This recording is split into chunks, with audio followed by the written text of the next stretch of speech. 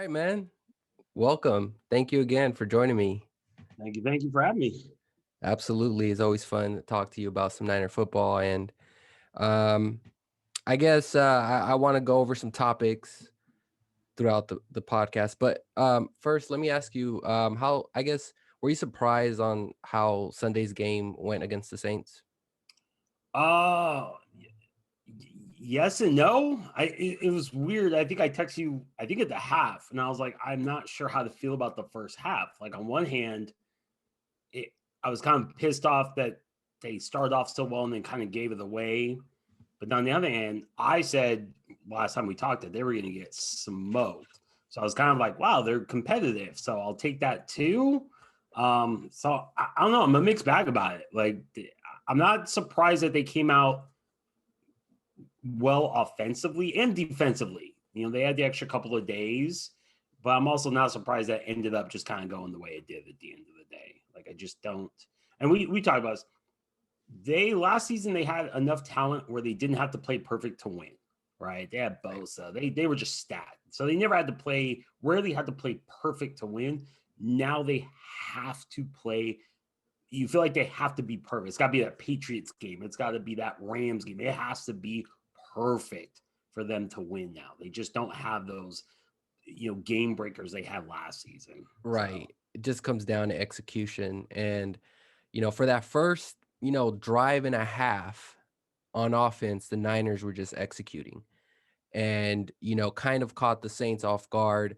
Kyle Shanahan just came up like, he always comes up with the first like 10 plays scripted.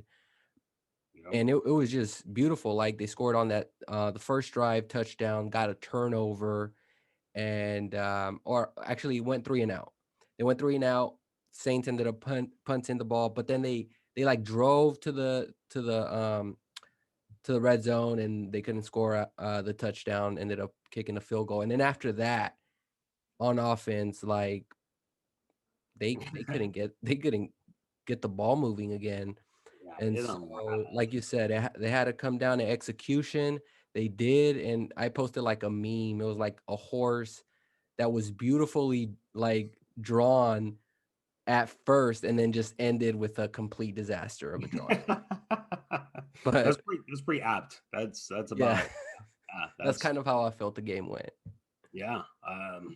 It was one of those games. I just they started off well. I wish Kyle had gone for it. There was that first fourth down they had. I think it was about midfield.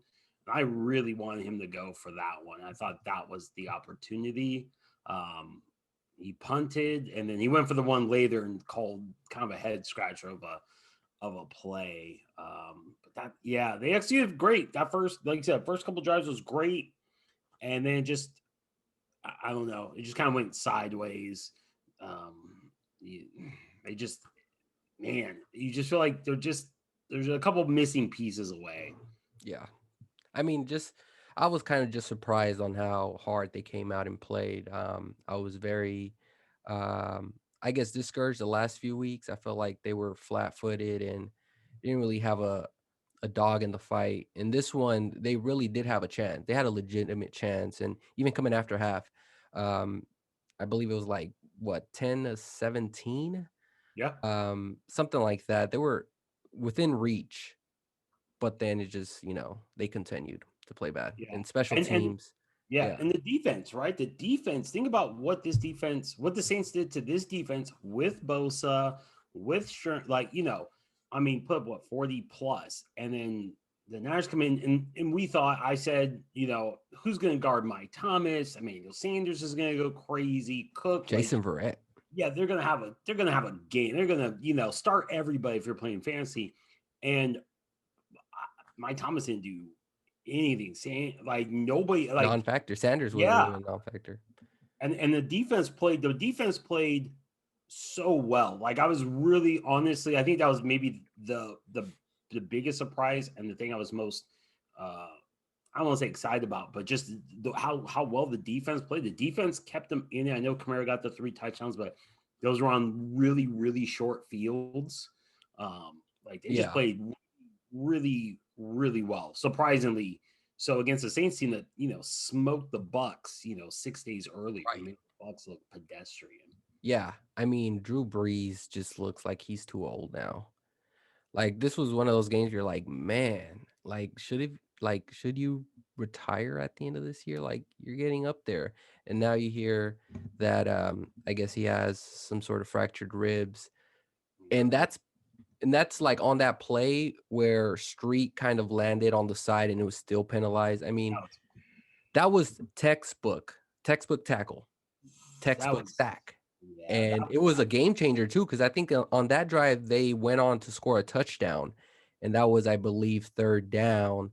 But I mean, yeah, they couldn't move the football. Like if it wasn't for special teams, if it wasn't for the offense coughing up the football, I believe that this is a much closer game, and it was. I mean, you eliminate those turnovers, Niners may have a chance to come out victorious. yeah. And special teams turnovers too. Like I don't Man, think any of us were thinking like, oh, you know who's gonna like piss this game away? Special teams. You right. know, James There's gonna only buff one and Taylor. Like no, like it never even crossed my mind like that was gonna be the thing we were gonna point to and say, yeah, that screwed us. Like it never dawned on yeah, me to be. it never should be that way. But also, like, special teams in general has been so pedestrian for years now. They don't have like that game changer, right? We thought Pettis was that a few years ago. Turned out he was nothing like that. And then people are now questioning, like, why don't we just throw Brandon Ayuk back there? I don't know. I don't Like, want him back there. I don't want to see him get hurt. I'm sorry. Like this team, like Ayuk has been a bright spot. And we said this the last video. Every time Ayuk gets tackled or hit, I'm watching to make sure he gets up because the way this season's going, right. like like that's why I would not put him back there. Like, I'm sorry. Like, you see how good he is as a rookie. He does not look like a rookie out there. As No. good as he looks now, you give him a full offseason and the program and whoever the quarterback is and all that, and it's in theory a full offense around Kittle and Debo and everything around him. Dude, that kid's gonna be really good. And that just him as a punt returner, it the thought of it just nope, nope, nope, nope, nope, nope. No. I'd rather have Trent Taylor back there. Sorry, Yeah. let him get it. Trent Sorry, Taylor nope, is, yeah, he's so done too. Like let there's so him get many it. players that I'm over it. Like I don't know if you get that vibe. Like I'm Oh yeah, over Akello, I'm over Trent Taylor, over McGlinchey. By the way, I posted like some videos I know you saw on Twitter about McGlinchey just hitting the floor. That was I didn't finish watching it, but that was as bad of a play at tackle that I've ever seen. how do you get blown up like that? Like he just got, and it was funny watching it live. I turned to my wife, who wasn't really paying attention. She was doing something else. I'm like, I'm pretty sure I was McGlinchey. Like it happened so quick. I wasn't absolutely sure, but I'm pretty sure I was McGlinchey. And she's like, oh, that O line is always getting beat. Like, as much as she does not watch the game, as little as she watches, like apparently I complained enough that she knows when I say McGlinchey, she knows what I'm talking about. And Yeah. I don't know if it's the lost weight or what, but he got pushed back a good six. I mean, just a rag doll. It was a rag doll. It was a rag doll play. He just got shoved like he was nothing. Yeah. Embarrassing. Like that should never happen. I'm sorry. Like Yeah. ever. Maybe it is. I don't know how much weight he lost, but he does look a little bit slimmer this year. And I just don't remember him getting ragdolled like that last year. I mean, we all knew his weakness was pass pro, like run blocking. You bring this up all the time. He's elite at that, and I think the numbers prove that. But when it comes to pass protection, putting him on a literal island against an edge, I expect him to just fly like a rag doll because Yeah. that's been the constant thing.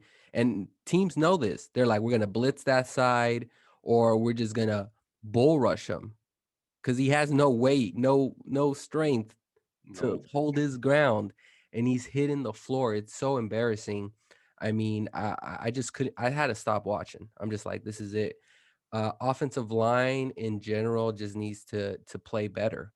I mean, they're not giving their quarterback a chance, let alone, the run game really wasn't there either against the Saints, which is, impressive still how they were able to go down there and score some points.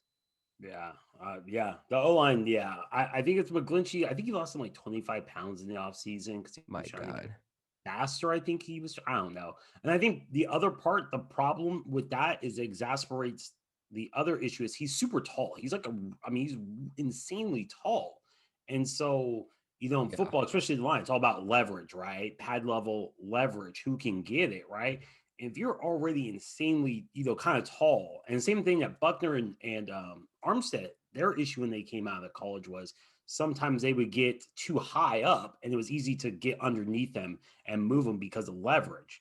I think Yeah. McGlinchey's having that same problem combined with that weight loss. So it's like, okay, you weigh like 25 pounds less, which okay, and you're not getting that pad level right. Yeah, it's easy for someone to get right in your chest and just shove you on your ass because you've lost all leverage at that point.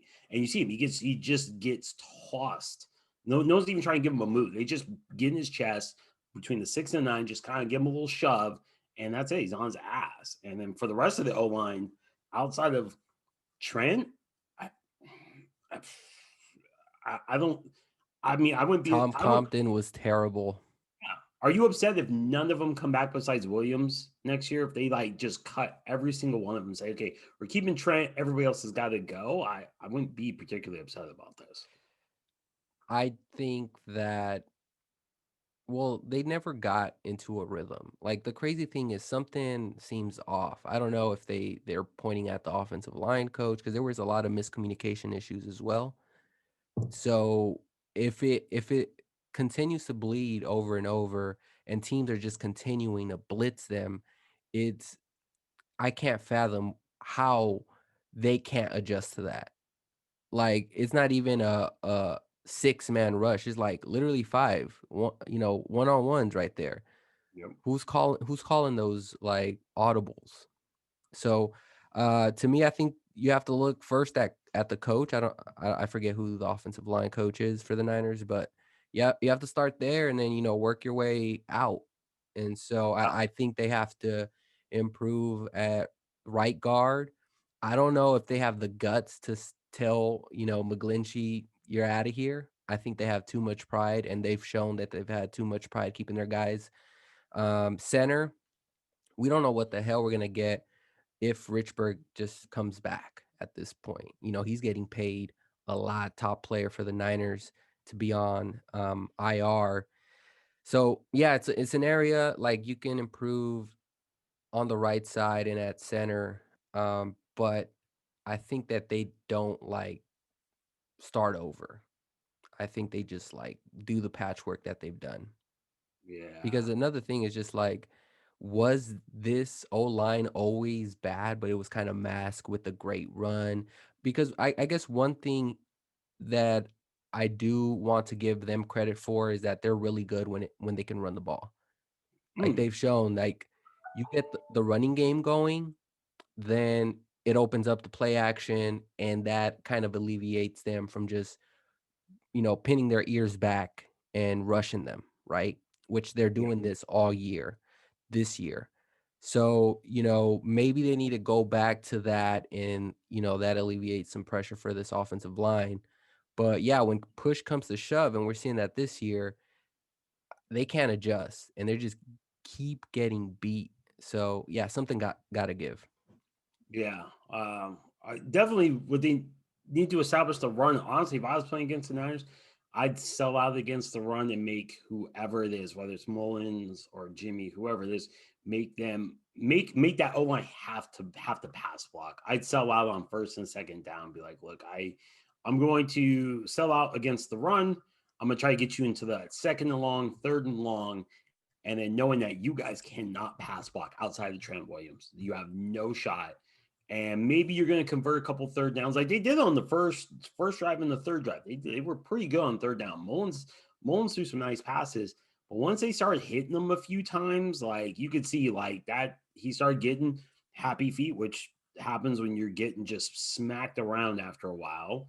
And you saw like as the game went, like he got a little less accurate, just it kind of went sideways. Like the Yeah. more he got hit, the more first drive, he was kept pretty clean, and you saw he was able to deliver some nice throws, some good strikes. That throw that Dwelly was, I like kind of over the shoulder with a blitzer in his face. I mean, that was early before he really started taking a lot of shots. That was Yeah, beautiful. I mean, that nice was catch just, by Dwelly too, but he got yeah. hit on I mean, that that was play. just, He got ah, smoked on that play too. yeah. I mean, it was just, but that was early that, and then you saw like kind of that was the first big hit he took. Then after that, it started to kind of go downhill from there, and that's again poor blocking on that one. I think was it Tomlinson gave, I forgot who gave up, but just there seems to be a lot of, like you said, going to the miscommunication when they rush five, when the defense rush five, you see a lot of times where two guys will go on one guy and just leave a guy just going through, Too and many free there's runners. Yeah, communication seems to like, okay, who's taking each, like, do you need to like is it like playground basketball, like you just man up, hey, you get him and you get him and you get him. I don't know what needs to happen, but you do see that a lot where two of the blockers will take one guy, and then there's a rusher just free, just like a yeah, gift. So yeah. Any quarterback is gonna play terrible when there's a free rusher coming at yeah, your face. and missing as many weapons as they are offensively, no Kittle, no Debo, that's it's huge. It really, like, Bourne. I like Bourne. He shouldn't be your number two. He should be your three. He should be your good possession guy, third down kind of guy, but not someone you're having to really rely on, right? In Right. theory, it should be Debo one or two. Either way, Ayuk and Debo, you're one and two, and then Bourne's your third. And if you can get Bourne's your third guy against the number three cornerback, you love that match. A great matchup. But when you have Yeah. to slide Bourne up that a little bit, it just, you've seen it. It doesn't. It's not as good because he's just not. I don't think he's just at that level. No offense, but I love the way he works, but you see when he's that third guy, he's great because I think that's the mismatch. I want to transition over to defense a little bit, talk Arik Armstead because Eric, well, I posted a poll on my YouTube and just asked who's better, Eric or um, Jordan Willis. And it was funny because like 73% of people said Jordan Willis. They have the same amount of sacks, 1.5. Obviously, Jordan Willis, has only played 4 games, if Yeah, that. 3 or 4 games. Yeah. So we look at that. Kinlaw recorded his first sack. He's up to Yes. 1.5 sacks now. But the production for Arik Armstead isn't there. But not only that, I'm seeing on film, he's not even hustling to the football. Like, is those things that kind of separate you and it kind of separate him from like Buckner? Like Yeah. it goes beyond production for me. It's just like, what is your like body language on that field? And it's Mhm. terrible right now. Yeah.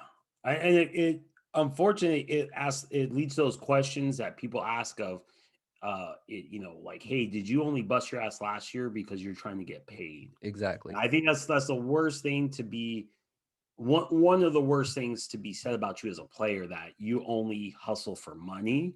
Like that's bad. That's bad. I think that once you kind of get that label, I think it's hard to get that label off of you. You know what I'm saying? Those contract year players, and you're like you said, I don't know what it is with him. Yes, he's playing, different than he wants to be in terms of like what probably they envisioned this defense would be and where he was going to be lining up, etc. But the difference between him and, like you said, Kinlaw, who, even though like his, the sack numbers haven't been there, he still hustles. Like Kinlaw He's is always hustling to the hustling. football. Yeah, Yeah. he gets knocked off. I think his sack that he got Sunday was that kind of sack. He actually got kind of knocked to the side and kept hustling and came back and got the sack. Like it was like, there you go. Like he hustled, he hustled, he hustled. Armstead seems to, like, once you kind of block him over here, or you kind of get him out of the play a little bit, he doesn't run to the ball. I know I saw at least two plays where, instead of rallying to ball, running at the ball, it was like a light jog. And I was like, ooh, it's like, are you playing for money? What is it now? I hate questioning people like that, because in a way that, that's, you're questioning their integrity. And Yeah. it's. I just So look at it from the standpoint of you're a captain. right? You're a leader. You're supposed to lead by example. And, I'm comparing that with Sherman, with Warner, with even Garoppolo, with those men who wear that badge and like have been here for years and carry themselves with, high regard. I'm comparing you to that. So like it's unfortunate that we have to compare him to Kinlaw because he's a rookie, right? He's still trying to find his way. But right now, Kinlaw is outplaying him. Like Yeah. even Kerry Hyder, okay, I think he's the top right now defensive lineman we have. He was picked off the street this year. You know, Yeah. like Yeah. at least show me, good effort out on that field because you're being Especially paid. for the money. Yeah, you're getting paid like one. So yeah, that has been a bummer of a story to follow. Just like the lack of production, just the way he carries himself on the field. I don't see someone who should be deserving of 17 million per year. Yeah, and it goes to the Buckner thing too, right? The idea is that they basically picked Armstead over Buckner, and Exactly. it's like you said, at least don't make it where people question your effort. Like at least Kinlaw, we've said every week, we have never once said Kinlaw's not giving effort, Kinlaw's not trying. We've said every week, like, look, he's trying, he's getting very close, he's working, he's working. We've said that every week. Like you can see it, he's trying, he's working. Don't make it where people question your effort. Like that's my thing. Like, if you're giving me effort, like that's good. That's all you can really ask, right? Yeah. But once, like you said, that people start questioning your effort and where, like, that's a bad sign. Like I said, he's a captain. You have to say what you want about Garoppolo. The dude puts it all out there, right? Like he gives everything he has until he can't give you anymore. Like at least you can point to and say, hey, there's a captain right there. He gives you everything he got. I don't know if Armstead is giving everything he has, and that's like you're the captain. You have to go down with the ship. That's kind of the point. So, like you said, he needs to lead by example. Will he be captain next year? Maybe not. Since it's the players who vote on it, maybe he doesn't. Maybe they give that to somebody else next year. Maybe instead, maybe they give it to Kerry Hyder. Well, yeah, hopefully they're able to bring him back.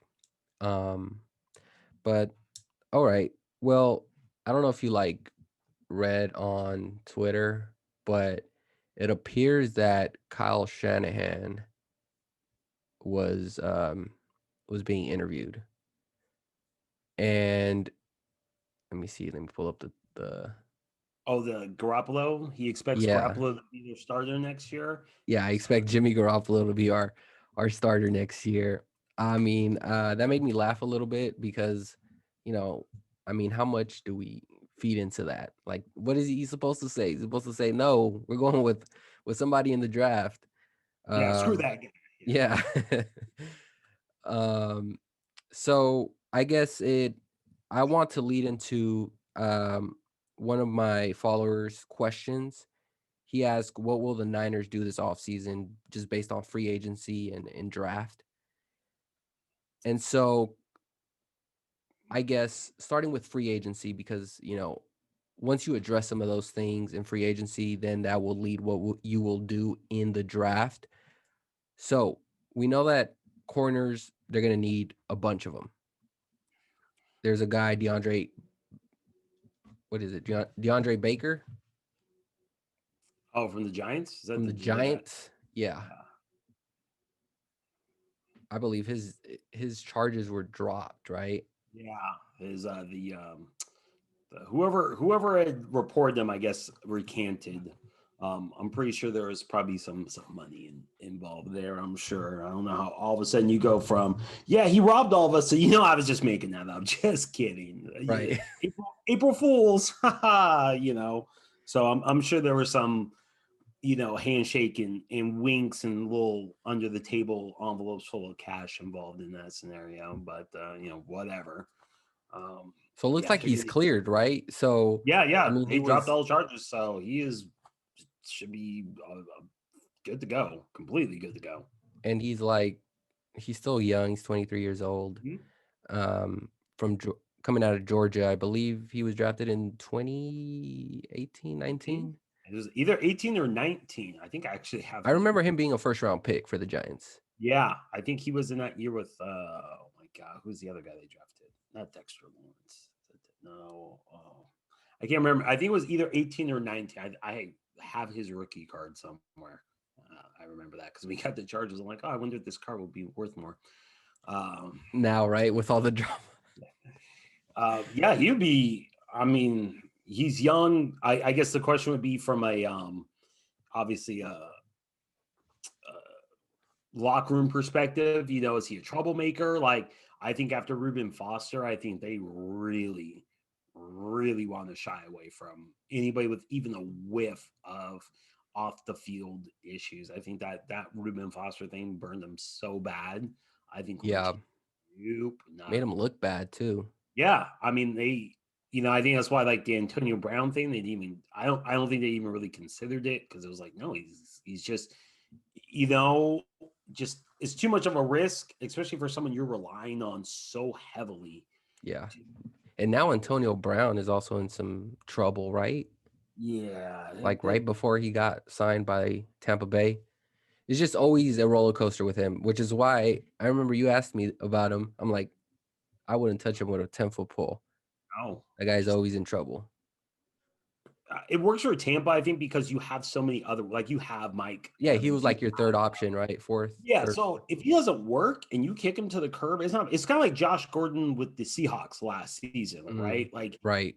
doesn't work or something happens, like who cares? He's your third option. If he works, boom, like that's a huge deal. But if he doesn't work, who cares? You cut him, you don't really lose a whole lot. Like with the Niners, he probably would have been expected to. He would have been a big piece, and you just don't want to hinge your entire hopes on one guy.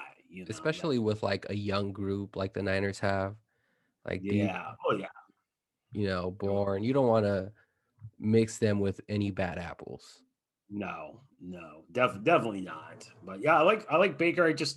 I don't know if the off the field stuff would be a red flag. I don't know what else he has in his history. If he has nothing else, like literally nothing else, maybe you roll the dice on him if he's cheap.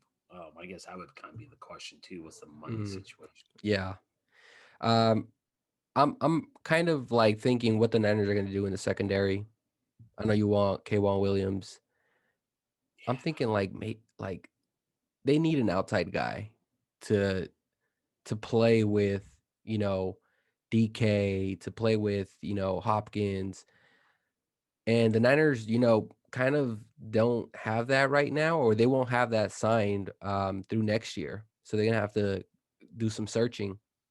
Um, I'm thinking like how hurt Richard Sherman is. Like if he can play, like if he could show us something these next 6 games that, okay, he's not obviously gonna be Richard Sherman of old.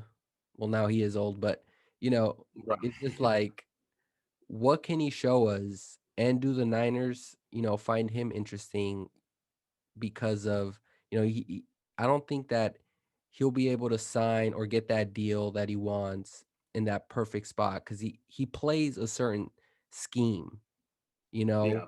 So this will be the perfect fit for him.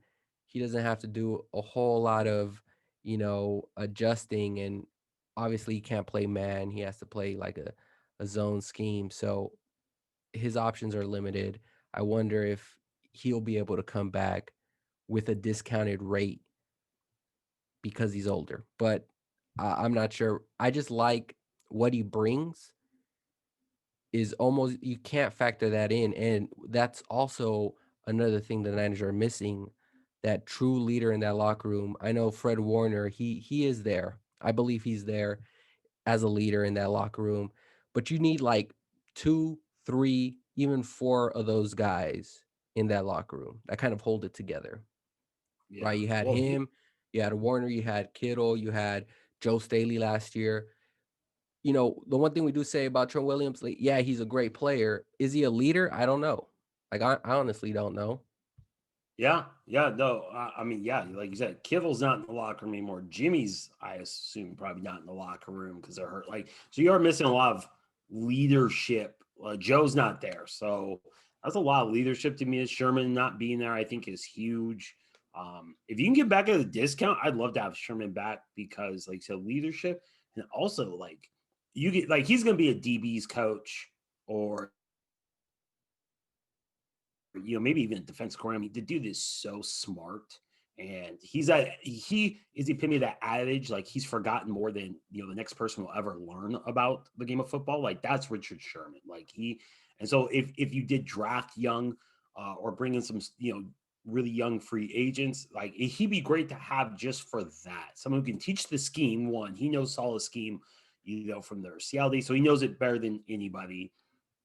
That veteran leadership he provides, like he would be so perfect to keep around just for that, even if he Just for like that. Yeah, really didn't really play, like just have that almost on the field coach, someone, the guys, and a good guy, right, in terms of like no off the field issues, no, exactly. I mean, the dude graduated from Stanford, like this is you know the epitome of a good leader, a good all that tied into that guy. So it would be someone who could steer the course. He's active in the social stuff too.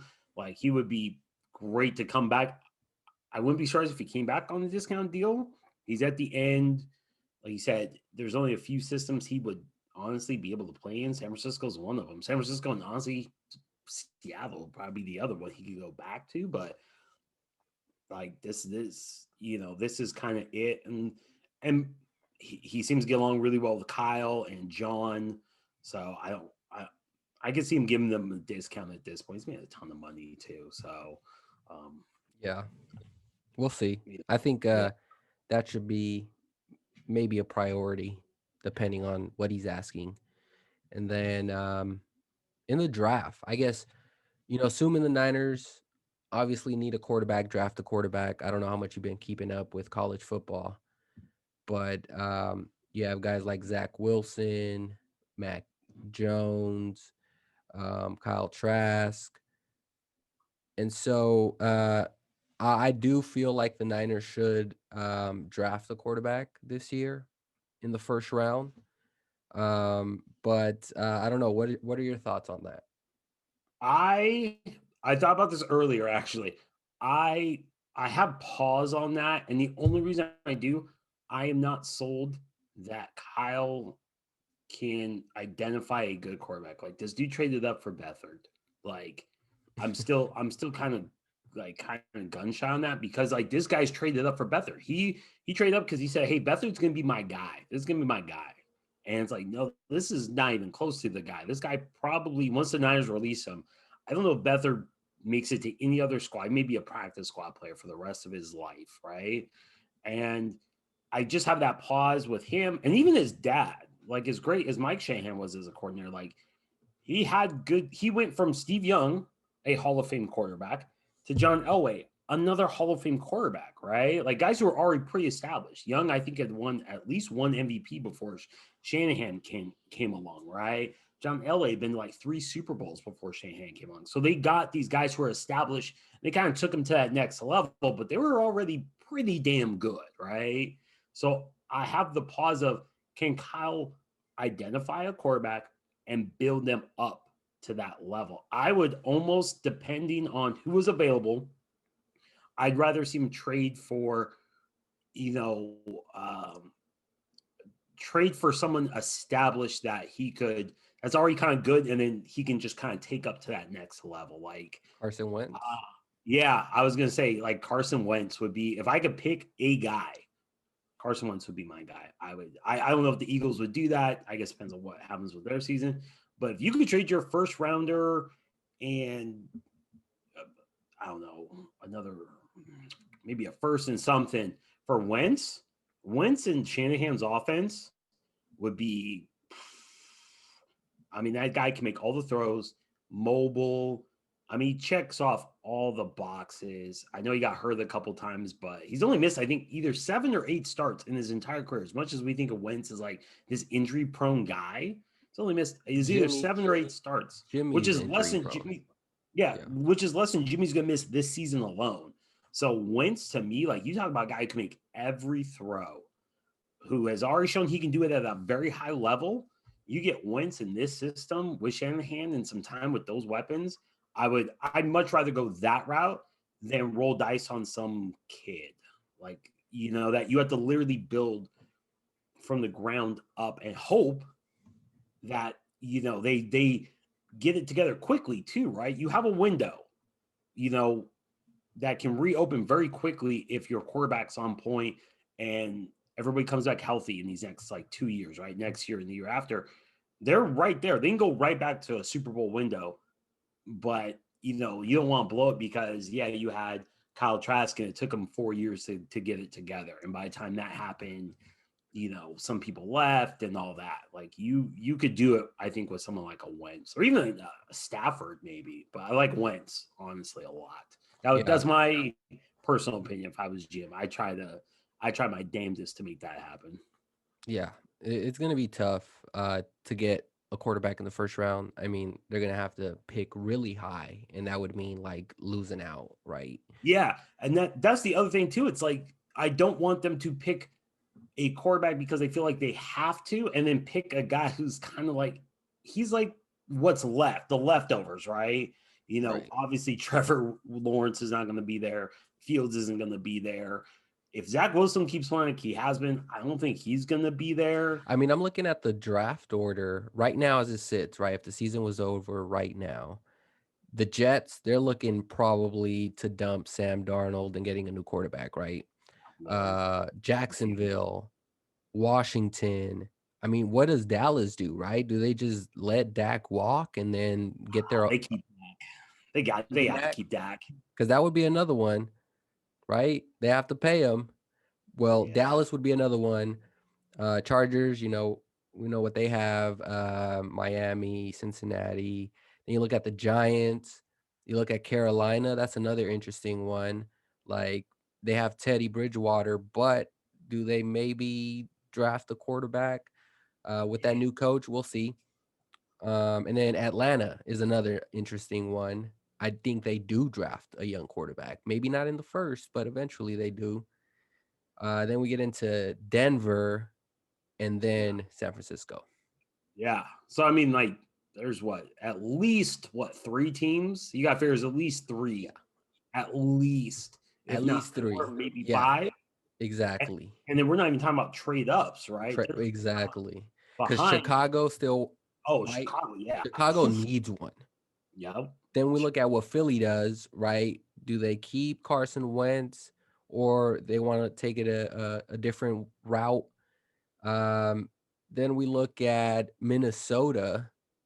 I don't think they draft a quarterback, but these are potential teams that may want to draft a young quarterback and they have already a quarterback that they could kind of bridge that gap, right? Yeah. Detroit could also be that. Like, hey, Stafford's getting up there. Let's draft somebody. Stafford, he'll be good for another year or two, and then we transition. Yeah, you're absolutely right. That's what I'm saying. I don't know who's going to be there when the Niners, like, it may be the bottom of, I don't want to say the barrel, but, and I want them to draft somebody because they feel like we have to get a quarterback. And then you're getting someone that you're not really in love with, but that pressure of we have to draft a quarterback, I so they're think in that yeah, kind of limbo situation. Like if they it's were, just yeah, I two think and it just eight, depends on where they land at the end of the year, right? Like if they're within arm's reach, maybe picking like let's say top 10, right? That's pretty high for their standards right now. They're pretty much within arm's reach to trade up and maybe get their guy. yeah, definitely, And that's still a little bit because let's say top 10, you're picking 10th, you're trying to move up to third or fourth, you're gonna give up a lot yeah, for that spot. But if you're picking 15, then at that point you're just like, okay, we probably have we don't want to pick a quarterback here because the good ones that we want are probably going to be out. yeah, So, we'll just that's what I'm saying. Like the free agency one, like it's going to go hand in hand yeah, of where they pick and who's available in free agency, who's available via trade. because there are some teams that maybe want to move on, start fresh. Teams like Atlanta, Philly, Minnesota. Obviously, No, we don't want Kirk Cousins, but no. it is what it is. If Kyle Shanahan wants him, he's gonna get him. Yeah, yeah, yeah. I mean, you're right, especially with, and we talked about with the Jimmy situation, that perfect storm of it being a shortened season. Next season, the cap's gonna be a lot smaller, and some of these quarterbacks make a lot. Matt Ryan's making a lot of money, and it may be like Atlanta's like, look, we're gonna start the rebuild. We're gonna clear some of that cap space off the books. We can start this process kind of earlier. So you may find, like you said, Minnesota, sorry, Atlanta, Detroit, could definitely be that team that says, look, Stafford, you're making a ton of money. He's not bad. I actually really like Stafford. That's just a kind of a poorly ran Yeah, organization. Stafford is really Yeah. good. I think I mean, He's kind of a little bit criminally, underrated in my yeah, opinion. no, he's criminally underrated because he plays for Detroit. And Detroit sucks. Like Sucks. they're just a poorly run organization. And so I think he's always under. I think if you put him, yeah, with someone like a Kyle Shanahan or just a decent freaking organization, we'd look at Matthew Stafford a lot differently than Matthew Stafford would probably put up numbers the same year Kyle Shanahan was in Atlanta, oh with yeah, Matt oh Ryan. my He put god, up yeah, those numbers. yeah, he's just Matt Patricia sucks. Like He they sucks. just. I mean, Detroit's to be fair, Detroit has pretty much always been like that. Like honestly, like they get these really good players and they just ruin their careers. Barry Sanders, Megatron, Stafford. Megatron, that's the sad one, right? Because he retired early. He's Yeah, just him like, and I'm, Sanders. They just said, yeah, "No, I'm good." Like yeah, that's what Detroit does. They take yeah, these great players, these Hall of Famers, and they just ruin their. They just make their efforts for naught. I think Barry Sanders had one playoff win in his entire career. It's like, dude, come on, yikes. like, And it yeah, is who you hire. Like you're supposed, as a owner, you have to have some sort of insight on who can run your organization. yeah. Like that, it just comes down to who you're hiring to hire those people, right? You have to surround yourself with smart people. Give Jed that credit. I'll give Jed York that credit. Like He he's got hired some Kyle bad coaches. Shanahan, right? Yeah, but he got Lynch, he got Shanahan, Harbaugh. Like he's had some bad hires. I'm not going to say he hasn't, but not too bad. Harbaugh and Shanahan, not within like that's not too shabby. Like I'll give him that kind of credit. Like, and he seems to have kind of stepped away more. It seemed like he was more involved before. He seemed to really now just kind of let Lynch and Shanahan do their thing. So, which is what honestly owners should do.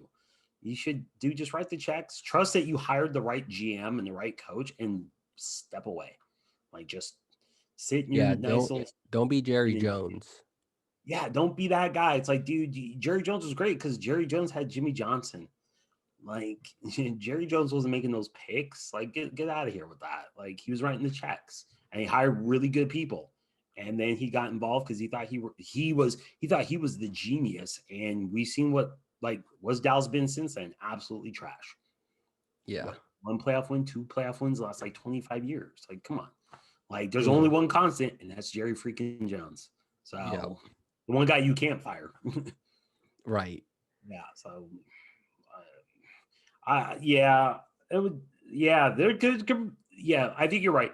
Free agency will really, I think, dictate what happens with uh with the draft because, like, we talk about the salary cap being much shorter. That's going to affect some teams. And I think, especially with this draft, there seems to be a decent amount of quarterbacks. Right? There's like 3 to 5 Yeah. potential first rounders, and I think you've seen it. And I think the more that you see these first year starters have success, like Burrow's been really good. Justin Herbert has been insanely good. Like Yeah, I every was kind I of was dead wrong on him. I thought he was gonna yeah, be a bust. everybody thought he was not going to be very good. Like, yeah, he had some, he had arm strength, he had some things. My buddy kept trying to tell me he was going to be amazing because he's a big Oregon fan. He's like, dude, no, Herbert's going to be the great. I'm like, all right, whatever, dude. Sure, sure. And like, but as you see more and more of these guys have first year success. Kyler Murray was good last year, and Herbert this year, and Burrow.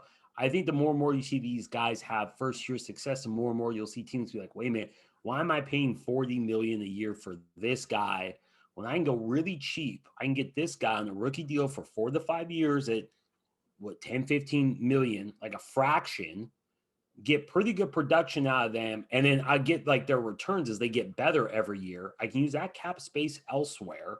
Like, why am I? You know what I'm like saying? Seattle did for years. Yeah, and I think Yeah, this is Arizona set up nice, right. right? Kyler Murray is going to be making pennies compared to what he's worth to Arizona right now. If they had to sign him right now, he'd be probably the highest paid quarterback or top three easy. You can get him Yeah, for 3 more years at nothing, a penny. right. 2 more years of that, and then you have to Yeah, pay him. But you it's just know, like for Jimmy, we talk about, kind of replacing Jimmy, and it was never about production to me. It's all about the numbers, like you said. It's just because he's gonna take so much money in the cap, you have to look at yourself in the mirror and say, is he worth that? I don't think he's worth that moving forward, which is why we're talking about drafting a quarterback here because it is a cheaper route. And then with this draft class coming up, you are seeing, a lot of guys with that arm strength, that mobility, the ability to extend the play, which is what the Niners truly need, especially with the atrocious offensive line. And so that's kind of what we're factoring in and why we're talking about quarterback, in the draft, pretty much. yeah, And it, that's really if you want to, start a franchise and the Niners kind of worked backwards in that way, right? Because they traded for a guy, at the time, like we say, it was worth it. Second round pick, they needed a quarterback. That was their oh yeah, first year, in, and you're like, this was just a gift, pretty much, right? They don't have to worry about drafting a quarterback this upcoming year. And so it delayed that process for the Niners. They were able, front office and the coach was able to get extended because of that. They made it to the Super Bowl. This conversation would be completely different if they had won that Super Bowl. But whatever, let's move on. And now we're here. So now I believe for the second time in the Shanahan era, he'll have the ability to draft a quarterback, a legit one that can, possibly, be with the franchise for years to come.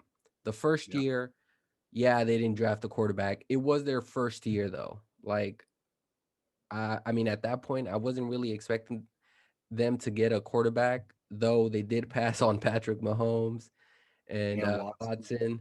So that will always, be there. So now it's like this is the redemption for them. Let's see if they can, get someone that they believe in, and we'll see how they do. Yeah. I mean, like, to go what you're saying about getting Jimmy, like that's what allowed them to get Bosa, right? Like if they didn't have Jimmy and have that kind of lockdown where they're like, okay, we got our quarterback, we're good there. When last year's draft came around, maybe they may not have taken Bosa. They may have taken, they may have tried to get a quarterback instead, right?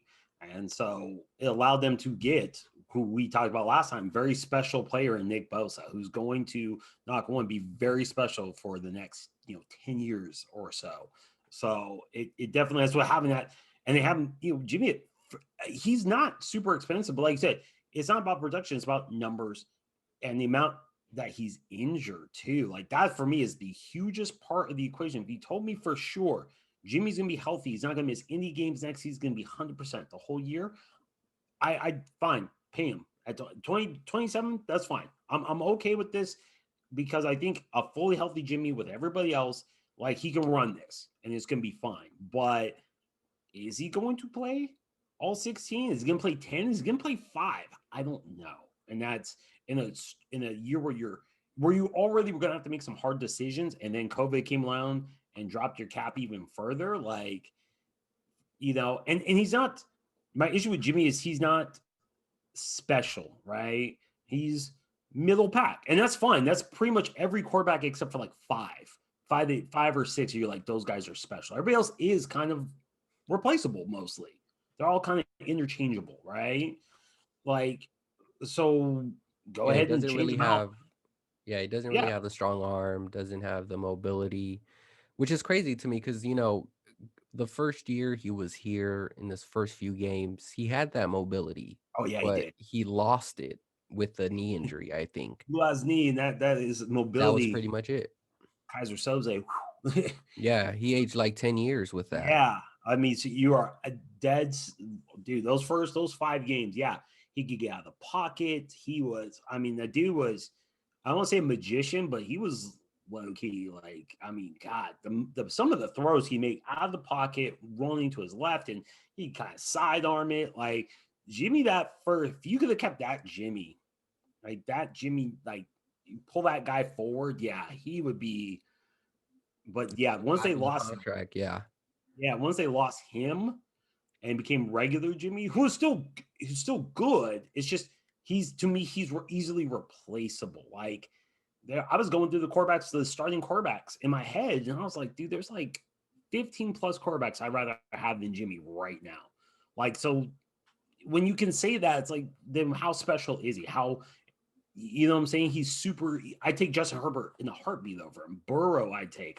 There's 15 I can name like that you'd be like, yeah, I take that guy over Jimmy right now. Yeah, and I think the ability to extend the play is so, like, underrated because, I mean, that's what makes Mahomes, Wilson so great, like, they're able to go off script, make those plays. Because if they were just to sit in the pocket and deliver the football on time, at some point, defenses are gonna figure it out.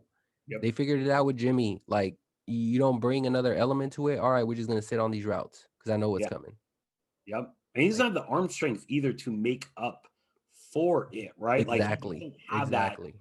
gun where it's like, all right, I'm gonna sit in the pocket, but I'm gonna throw this ball. So even Favre, like later in his years, like he wasn't the most mobile guy. He had some shake to him, but he wasn't like run, but he just had that cannon. He could just like zoom, zoom, zoom. He could just, like it just came out of his hands so fast. Marino, perfect example, someone who was not mobile at all, but the dude had a cannon. Cannon, So right. you have to, if you're not mobile, you have to have a cannon. You're Like right, you because have to have that. defenses will have to, respect um, that throw, the deep throw, so, If you don't have either, yeah, you're it's kind of in trouble.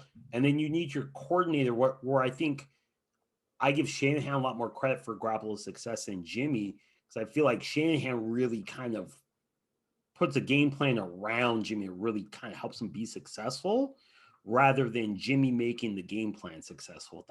If that makes sense. Whereas I think there's a lot of the special ones, the really good ones, they just make it happen. They just, they're just special that way. They just, Mahomes is just special. Herbert this year looks ridiculously good. He just makes it happen.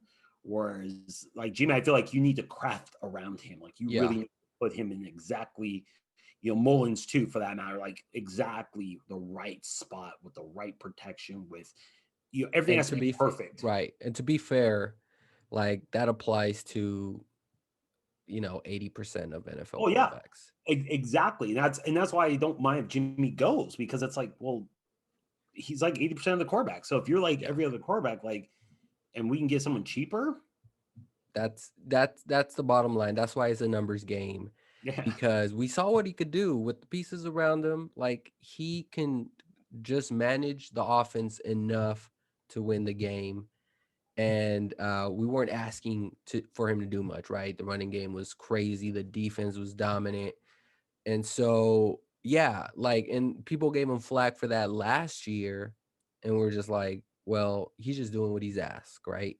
yeah, But, yeah, it is different when, you have all these injuries and, your quarterback is one of them and he's taking that much of a cap hit.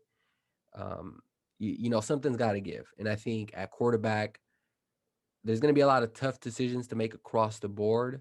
But to me, I think that's an obvious one. yeah, And I feel like a lot of Niner fans feel the same way. And yeah, that's kind of my feelings on that, which yeah, is why, the only, I guess, the top three in my book would, we talk about Lawrence, we talk about Justin Fields, they'll have no shot for them, right? Zach Wilson. Then we have Trey Lance. I mean, I haven't really watched a lot of his film, yeah, but there that's another quarterback who people are talking about. He's more of a mobile quarterback. But yeah, I mean, if you want to bring in another element, there's different types of quarterbacks. You'll have different types to look at. One with a strong arm, one with mobility. I think for me, Zach Wilson would be ideal for this offense. You know, for Kyle Shanahan, I feel like mobility isn't necessary, but in this day and age of football, you'll need that to go Yeah. unscripted, like we talked about. Like you just need that. Defenses are too smart, man. Yeah. Defenses are too they're too athletic. You know, I mean, honestly, like it ain't what it was before. I mean, and to be fair, blocking is not. I mean, like how many teams have like a really good O line? Like, you know, like remember It's hard to Dallas used. get.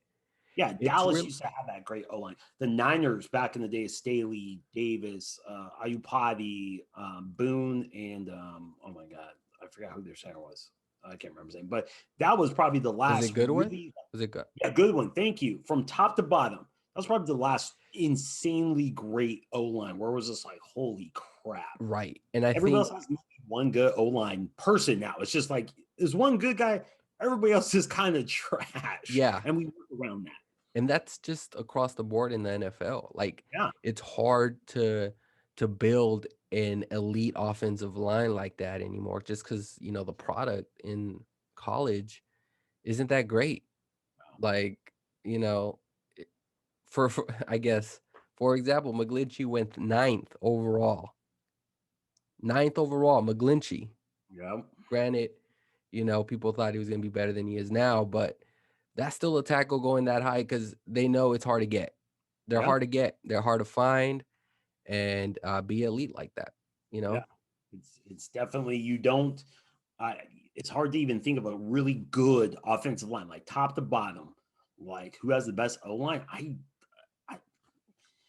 Baltimore before they got hit with like three different injuries, maybe. Like, and that's the thing. Like, I guess the Saints, but although they got manhandled on Sunday by Hyder and Kinlaw, so they're just you have to have that mobile quarterback. Like you see what happens when you're the not Bears mobile. maybe. Yeah, that's Foles true. had time in Yeah, the pocket, so still could. yeah, but like you need to be mobile. You see what happens if you're a statue back there. Look what happened to Drew Brees. Like you're a statue and you get hit, you may lose your quarterback for the year. Like you have to be able to extend plays, like you said. That's why you see even like the younger quarterbacks came out. Burrow can extend plays. Herbert, who wasn't considered super mobile, but he can extend plays. He can get out, and you don't need to be fast. You don't need to be Michael Vick. Just be able to, outrun an end for an extra second or two.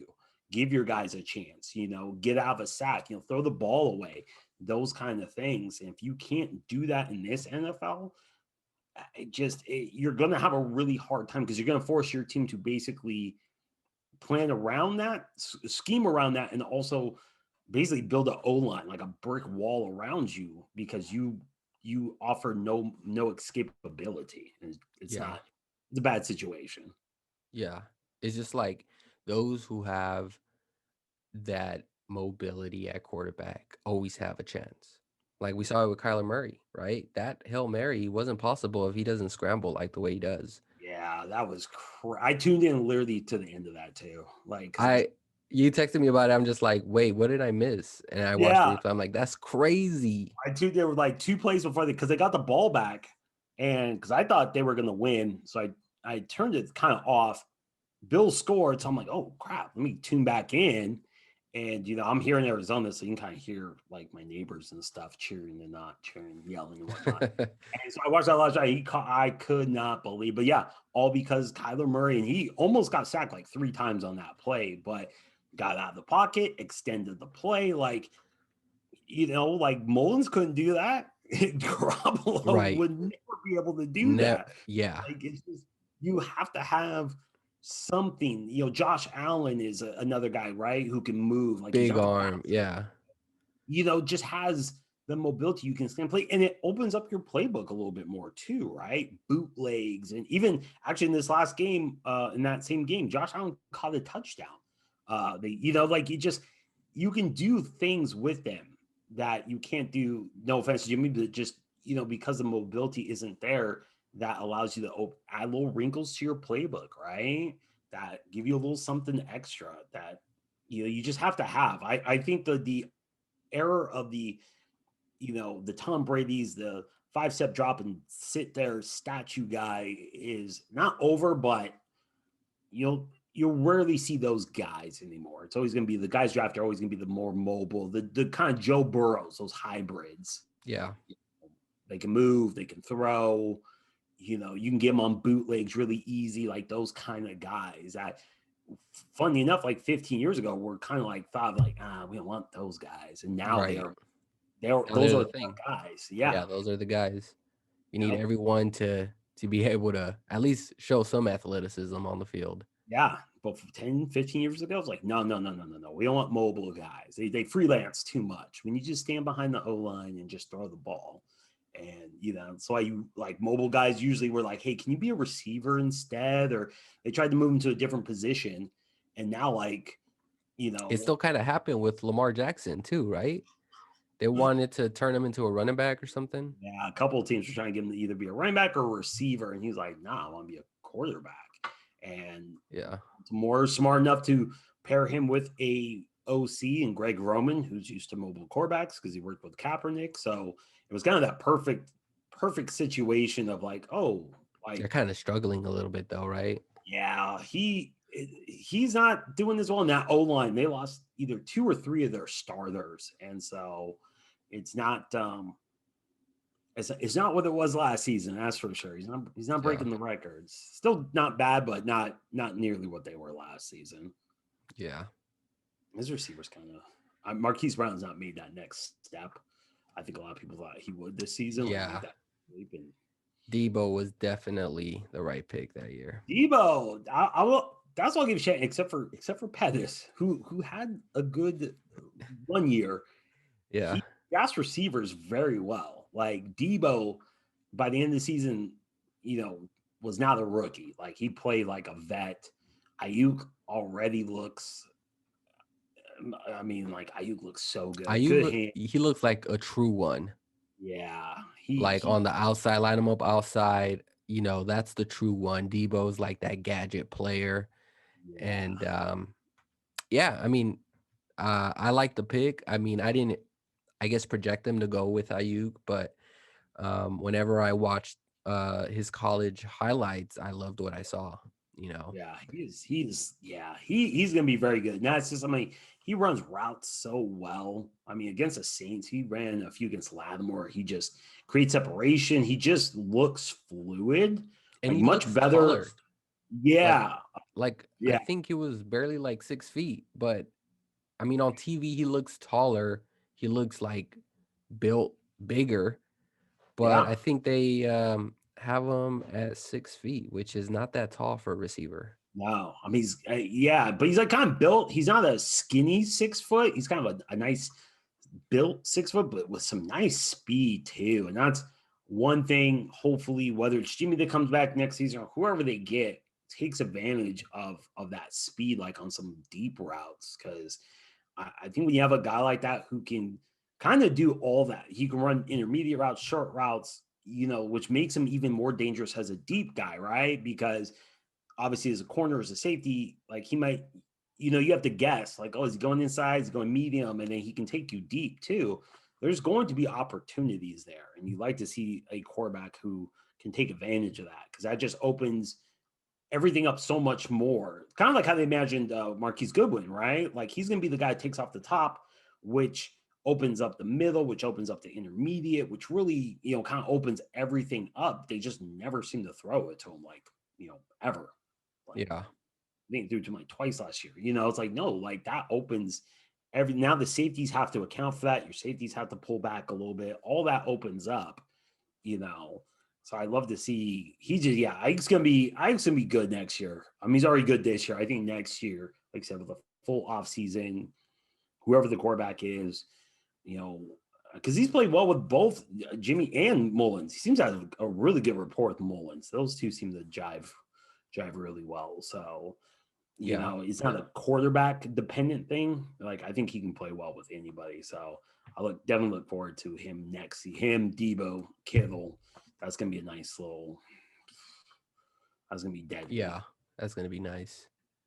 I'm thinking too. The Niners need like a speedster at receiver, like someone who just takes the top off, kind of like what Marquise Goodwin was a few years ago. Yeah, it Um, just you need someone, but you have to throw it to him. I think that's the thing. Like that's why Goodwin, like kind of like they just never threw it to him last season. So yeah, like, I mean, it's like, well, then that's a it's waste of that. pointless. Yeah, Yeah, because after a while, if you're the defense, you're like, bro, like, are they gonna throw it? Probably not. Well, then let them go. Who cares, right? yeah. Like, it's like that guy in your squad when you're playing, pickup basketball. And if you know there's a guy in the corner who can't hit that three, like you're like, just leave him Just leave alone. them open. Yeah, let's Yeah, double team on this guy who can shoot or whatever. Like, leave that dude open. Like, let him shoot all day. Who cares? Like, he can't hit nothing. Like, yeah. Give them the Draymond Green treatment. yeah, like why even bother with the resources, right? And I think that's if you get that speech, like you have to use them. You have to take that shot. So you have to let the defense know, like, hey, only this guy open. Like, we will throw it. So don't sleep on this. And then that opens everything up. Either they're sleeping, you catch them deep, or you know they go with that deep guy, and you have people underneath, especially Kittle and Debo, and you have people who can just eat the middle all day. It's easy, but But we'll see. Trying to see like who else is leaving after this year. everybody. Oh, did you it looks like the Packers extended their left tackle. Oh, Um Bakhtiari, yeah, his damn Bakhtiari. Bakiri, but yeah, I forget how to pronounce his last It name, tongue, it tongue ties me every time. Da, da, da, da. but he got a massive deal. I think he's getting close to 20 20 plus a year. That sucks because every Now, time I hear a number for a left tackle, I'm like, how much is Trent gonna ask now? right. That's just Batiari. There you go. Bakhtiari, yeah. Like because I was saying this is probably Williams' last chance at a big because was he 32, I think, right? Williams is 30, 31, 32. So this is probably his last chance at like the big money for like a 3-4 year deal at something close to 20 million, somewhere in that range. This is his last chance. So I'm sure he's going to try to cash in. So 23 million per year for Batiari. oof, That is yeah, out of the 49ers yeah. See, wheelhouse there. and that's why we talk about Jimmy, right? Like if you're like I'd rather have Trent Williams like a top 5 left tackle, honestly, than Jimmy. No offense Then to Jimmy, Jimmy, but I'd absolutely. rather have top 5 left tackle. But you're gonna have to pay him. Where's that money coming from? Well, probably from Jimmy. From Jimmy. Just hand him just hand over your your paycheck to Trent You're gonna. Williams. I That's mean, pretty honestly, that's much pretty much. Yeah, you just slide it over because I mean, I mean, that's what. I think the Niners, yeah. I mean, they obviously are not going to be able to afford 23 million per year. But Oh, if I'm Trent Williams, that's where I'm starting at, right? Like this guy yeah. got it. This is my starting Yep. point. Let's get it done. Because Yep. I believe both of them are obviously top 5 left tackles, and we Oh just yeah. talked about how hard it is to get tackles. You know, an elite one like an established one like Trent Williams. Yeah, if you have So one, you have to do whatever you can to hang on to them because right, who knows what you're going to get in the draft. Like, and then to build them up. And left tackle is such a hard position, right? Like, it's hard to just plug and play. Like, oh, we'll just draft someone, just throw them into the left tackle. It's like, do you want a rookie protecting your quarterback's blind side? Probably not. Like, right. Like it's yeah, it's you already dangerous. saw what Justin School did Oh my with god. Mullins in there. You don't want your rookie Yeah. quarterback getting hit like that. No, that's the thing. It's like, you just don't know what you're going to get the tackle. So, yeah, if you get someone who can protect your quarterback for the next 5, 6, however many years, you have to lock them up. Like, that's just the way it is. So, yeah, Trent's going to, yeah, like you said, that's his starting point, 23 million. That's assuming nobody else gets a deal between now and then. Someone else may get a deal that, like, probably isn't like ton. Was that Laramie the guy from Texans, he got some in the $20 million range too. He's not he's not at that level, but people overpay for left tackles now. Yeah. Let's It's so see. much. Let's pull Larry up Tunstall, whatever his name is. I guess we could check by positional tackle. Let's check the highest salaries right now. But as I'm pulling that up, there was also the um, the news that broke about Tack McKinley, the edge that the Bengals picked up. He ended up failing his physical, and Oops. so now the Niners were actually in on him. They put in a claim. So if the Bengals hadn't have put in a claim, then the Niners would have claimed him. This was a few weeks ago.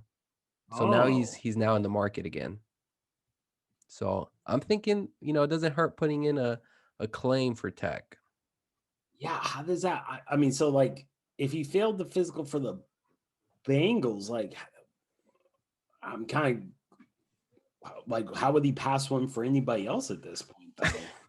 I mean, the way the Niners are going, I guess it just depends on what the failed physical is. Is he out of shape? Is Yeah, he that's a good point. working They on didn't say. something? Yeah, that's a good point. He may have just been out of shape. That's actually a really good point. Like they don't really say. So that is actually because that yeah, when he was released, I was like, oh, yo, that would be a nice little piece for Niners. It cost them basically nothing. It's basically free. You get him for the rest of the year. Maybe he's good, maybe he's not. It doesn't particularly matter. Like in the grand, if he's good, like maybe you can give him cheap next season, or if he's not, then you say, okay, well, that was fun. Bye. So Yeah. it would be a nice little extra piece, especially if you could get him in. You give him now. Now that they have their bye week, that would give you 2 weeks to get him kind of up to speed. In theory, Yeah. that would be, and then I think that would also cover the COVID the delay. I think you have to wait like a week or whatever. So I'd also cover Yep. that time for him too. That'd actually be nice. That'd actually be perfect timing for them. Hmm. He wanted the Falcons to trade him at the deadline. Tweeted about, you know, his situation there. He wasn't Oops. too happy with it. And I believe about a week and a half later, he was gone, just cut. Damn. So I mean, that's how it is in the NFL. It's Yeah, actually, you see more teams just say, we're good here. Bye. Just yeah, just go. Not worth the headache. yeah, total. He was a first round draft pick a few years ago. Just it's not a players' league. If you express your opinions like that and you're not really good, they're gonna easily just say we're done with you. Yeah. I mean, and that it is kind of weird too. It's like, these guys all talk, like yeah, it's like you think someone's what do you think someone's gonna offer you for you if you're not producing at a even medium level like Tack wasn't even gonna offer. Especially next season. I think draft picks are going to be valuable because like we talked about that cap being so low, your draft picks are valuable because it's cheap labor. It is super, super cheap labor for a year. And in theory, 2 years that cap's gonna shoot back up. So you're gonna have a huge, cap space, and a lot of cheap labor. Like there's so I said with the Niners, if you can figure out how to get through this next year, your cap is going to balloon, your cap space is going to balloon, and if you've managed it correctly, like you're going to be in a very good position to to that Super Bowl window becomes wide open again. Easy, Yeah, easy. This next off season is going to be huge. They nail it this next off season, they're going to be set up for it because that cap space is going to. You got to figure by next season, fans are back in the stands. The cap balloons back up to where it should be, and you got all this drafted players this season, like it's going to be you're going to be right back in the thick of things really quickly if you nail it this offseason. so I got the tackles contracts pull up. So David Bakhtiari got a 4 year, $92 million contract, 23 million per year. But the there's someone above him, Tyron Smith from Dallas. He got an 8-year contract, Oh, 97 that's right. million. I forgot about Tyron Smith. 12 million per year. I think they were just trying to get ahead of that, but 8 years, that's remarkable. It's Um, crazy. Huh. Taylor Lewin from Tennessee. Oh, Tennessee. Yeah, they threw a chunk of change at him. Yeah. Yeah, 5 year, 80 million, 60 million per year. And then we got Jake Matthews from Atlanta, got a 5 year, 72 million, 14 million per year. Lane Johnson got a $72 million contract for 4 years, 18 million per year. So I mean, it it's averaging about 20 million in It's not bad. between. I think Trent Williams kind of goes within the range of 18 to 20, at least based off these contracts, right? Yeah, and how much I mean, think how valuable he is to the Niners. Like you said, we saw what happened when they put School in there, and how good of a fit Williams is for this system. Like that's like it's good on one hand, he's such a great fit and all that, but on the other hand, he kind of has the Niners over the barrel on that, right? Because he's like, look, I'm a perfect fit for this system. I am good. Like, They probably man, try to get him into a 4 year deal, which would push him all the way to 36. yeah, I can And see that. then I maybe front or back load it. backload it Yeah, because Trent Brown, who signed what last year, got 4 year 66 million from the Raiders, which is 16 million per year. And I feel like, based on Trent Williams' age, based on the salary cap this year, kind of landed in a bad year for him. I mean, I could kind of see a deal something like that. yeah, I get. Yeah, somewhere. Yeah, 16 to 18 million maybe. Depending on how much maybe they guarantee. Maybe if they you Right. know make You more of it. probably get, because right, Trent Brown got 36 million guaranteed. I'd say he could easily get 40. Yeah, I about to say if you push it like 40 to 45 guaranteed, I think you can maybe give them, and that like if you just say we'll guarantee more of it, then that might be worth it to take a quote unquote smaller per year deal, knowing that more of it's guaranteed. Yeah, that might be the play. Backload it, but a little more guaranteed up front. Yeah, that would be. That, It's gonna be yeah, I interesting mean, because this now all seems crazy. yeah, you gotta also think Fred Warner. I know. Oh my god, he's gonna reset the market. Like Yeah, he's he'll gonna. have to reset it. Yeah, I he's mean, he's gonna. just too good. And the Niners will be too dumb not to do it. They did it, somewhat with Kittle, you know. I don't think they reset the market. Did they reset the market with Kittle? Yeah, Yeah, they did, Kittle right? reset the market. The advantage they have with Kittle though is the market was so low to begin with. Yeah, Like that was the one advantage of Kittle's deal. It's like, oh, well, like he wasn't really close to any, but what they gave him at the time was way more than everybody else because like tight ends just don't get paid normally. With linebackers, they do get paid. So resetting the market's going to cost, I mean, man, that's going to cost a lot of money. yeah, Which look, he earned it. He's yeah, deserving of the definitely. contract. It's just again like that perfect storm of it being a salary cap shortened year, extensions, people you're trying to resign. Who can you get, to come back and say, hey, give us a discount now and we'll hook you up later kind of thing. Like how many of those guys can you how many people can you talk into doing that? Like, hey, Right. give us a deal now and we'll hook you up on the back end or something. Like, it really, I think you'll see this offseason which teams, front offices, and coaches have the best relationship with their players, right? Because there's going to be a lot of teams that are going to be asking their players, hey, give us a deal, cut us a little break here. And how many players do that? I think will kind of show which teams have the better relationships with their players. Yeah, I mean, because like even what kind of leverage the players have this year isn't much either, because all the other teams are going to run to the same issue. Like we just don't have the space to pay you. Mhm. So yeah, I believe that will factor in. You know, it's going to be interesting because I don't know when it's been this low. Like how many years ago has it been this low? Oh, it was a while Yeah, ago. it's been a while since it's gone this low, and this is right. It could still go back. It could still go up, right? This is not Yeah, it a can go up. fixed. It's not gonna go, yeah, it's not gonna go It's to not where gonna it was go. supposed to be, Yeah, but yeah, it's not it'll gonna go go below. below that, below what's been reported. No, But it can't go below, but it'll go up a little bit. I don't think it'll go much because I think when they said it, I think the thought was like, hey, by mid-season, the fans will be back. This will blow over. We'll be done with COVID. The fans will be back and we'll be getting revenue. So it won't like right, we can bump COVID the said number up. psych, Yeah. I mean, you might have a Super Bowl in an empty ass stadium. So which is which pretty sad. Yeah, that's gonna yeah, be the which is sad part. weird. Like, oh, the Super Bowl's in the empty, like, so it's like I don't know how much that cap's gonna go. It's not gonna go much because I just don't think they'll have like just the fans aren't. I think a lot of the teams like, look, we're not bringing or very limited fans. I know out here in Arizona, they capped it at either 4 or 5,000 fans, in the stadium that holds what 60,000 or whatever. So it's you know cool, but It's it's not the not. It's not. same.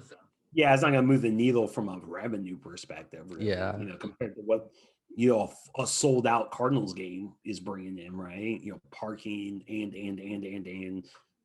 jerseys, t-shirts, food, all that. You're not getting. that's where they get the money. Yeah, like merchandise. You're not 5,000 fans. I'm sure they're buying stuff, but it's not the same as 60,000 fans. It definitely makes a difference. So, I yeah. Speaking of guys getting paid, and I will say I'm super happy the Niners still have their first round draft pick because Jamal Adams. Everyone's like, "Oh, we should go get Jamal Adams." And I was like, "Man, I don't like that idea. I don't like giving up all that. I don't like giving up draft capital. Like, I'm not a Yeah, big fan of that." Seattle did that, and he has not helped they them yeah. It hasn't one really damn worked bit. out for them for Yeah, Jamal it's not Adams working. there. I mean, he's Nope. still like obviously I'm not keeping up with the Seahawks, but he's missed a couple games and they're using Matt Flynn him. sucks. Yeah, in coverage, I'm not sure if he's like a great safety. I think he's more of a hybrid linebacker, playing safety. He gets sacks, which is like, dude, your safety can't be your top sack getter. Like that doesn't like when your safety's your top sack getter, there is a problem there. At Like, edge, yeah. yeah, like if he's rushing the quarterback, like who's playing safety then? Like like it's that saying with both of us in the back seat, who's driving? Like, Yeah, I you mean, know, Seattle's definitely gonna go with edge at like drafting or maybe in the they off better season free agent because like somebody they can't because really rush the quarterback and yeah they beat the Niners. They did have a couple of quarterback hits, but that just speaks to how atrocious the Niners O line is. But yeah, they couldn't really do anything, and the Rams, beat them this past weekend, and it's getting interesting in the NFC, which I'm kind of bummed out the Niners aren't in the conversation, or at least not at the moment. But no, man, it's getting really interesting, and weekly we have these conversations, these videos, and it's like every week there's a new team. They're like, here they come, and then yep. last week's here they come is right back down low. Yeah. Yeah. With that, it was the Bucks and it wasn't the Bucks and with, the Saints. And then, like, I mean, honestly, like the Saints don't look The good. Saints look pedestrian. Like if the Niners had a full squad, Oh, they would have beat down these Saints. These Saints look like man, they have no like rhythm like they had last year. Last year they were a juggernaut on offense. no. So it's just like I said, every week there's the new team. You're like, yeah, that's the team. And then the next week, like, it's like, no, like the Packers barely, and I mean barely beat the Jags. Like they barely. And they were like 13-point favorites. It was crazy. I was actually kind of watching some of that game.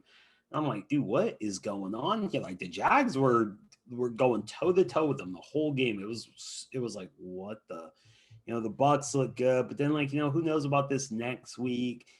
And like I think it's gonna be that team who makes a run towards the end of the season and gets hot going into the playoffs. It's gonna be that team. Like, Who because is it though? Like who do you see I being like that the team? who I like? I like the Vikings. You like the Viking? Is it their I know defense? it's weird saying because of fucking Kirk Cousins, but I just think like if they can ride Dalvin Cook, he stays healthy, where Kirk Cousins doesn't have to do as much, right? Like they have weapons. You have Thielen, you have Justin Jefferson. Like if that defense can get even deep, like that's a team I can see making that run where they just get hot and just kind of ride Dalvin Cook, a decent passing game, just kind of like that's a team. Um, who else? I mean, you have to throw in the Seahawks just because of Russell Wilson, but Yeah, outside of him, see, they have. I mean, they're pretty average. If it wasn't for him, they're pretty average. Their defense just blows. defense is terrible. That defense is so But and here, let me throw this team at you, Arizona. Do you think they have a chance? they have a chance. I will say this about Arizona, and it's one of those things like it got covered up because they pulled out literally a Hail Mary. People are like, oh my God. It's like, look, they let Buffalo go right down. They had a lead, let Buffalo go right down, score a touchdown on them. Like to what they thought was a game winner. Arizona has a terrible defense too. Like really, really, really bad. They played a couple of they played the Jets, which they played the Cowboys are terrible, and their numbers look a lot better. But I mean, I pretty much watch every night Cardinals game and Niners game because Cardinals are local, and that defense is Pete isn't what he used to be. There's whoever they're second, if it's Kirkpatrick or whoever, dude, that second corner sucks. Isaiah Simmons basically doesn't see the field as much. He's seen it a little bit more lately. They don't. Chandler Jones is out for the year, so their pass rush is kind of pedestrian now. They don't have that guy. They don't have that Bosa guy who just Yeah. like, hey, go get the quarterback guy. It just I don't. It's kind of like the Seahawks. Like I don't trust them because they don't have a defense. Like I just don't. Those teams that they lost to Detroit. They lost to who else did they lose to? Shoot, they lost to Detroit. They lost to someone else who wasn't particularly good. And I can't remember. Um. Damn, I forget. I think they went to the East Coast and lost, didn't they? I feel like they did too, and I can't remember. Oh, they lost to Carolina. They got actually There we kind of go. kind of just shellacked by Carolina. I mean, and even in the games they've won, it's come down basically. I mean, look at the Niners game, right? Jimmy Blue Garoppolo Wire. throws a better pass to Bourne. Niners probably win that game. Seahawks lose in overtime in the game they should have won.